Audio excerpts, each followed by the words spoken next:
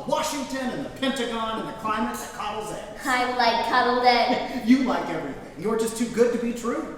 How long will you be gone? Sealed orders, darling. All I can say. Rhoda Penmark is an 8-year-old model student, impeccable daughter, and possible murderer? I'll give you a basket of hugs. She has this deadness inside her where there's nothing ever going on in her brain.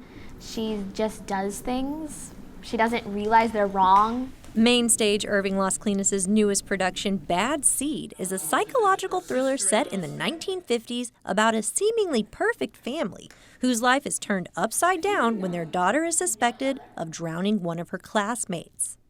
I think of it first as a relationship between a mother and daughter, first off, and the twists and turns that can possibly happen, you know, when you see the best or you want to see the best in your child. What's really interesting to me about this play is that it was written in the early 1950s, but it takes all of those tropes, the Leave It to Beaver, the father knows best, and just throws it out the window. I mean, this nuclear family is in trouble, which was pretty rare for popular entertainment back then. And the family is in trouble in a way that is very shocking. And so every rehearsal I've just been amazed by how contemporary it feels. The intriguing story and layered characters are a few of the many reasons why director Bruce Coleman chose this show.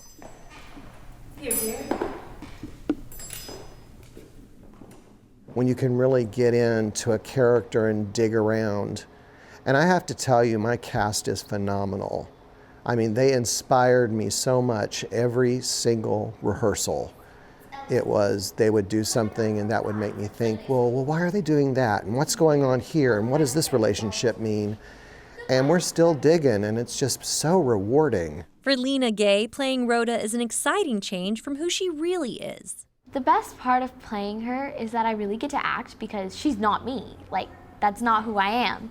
So it's really fun to channel that part, and I like playing bad characters. Sometimes it's really fun to play the villain. And Raven Laws, who plays Rhoda's mom, Christine, explains the joy of getting to dive into the complexity of her character's mother-daughter relationship.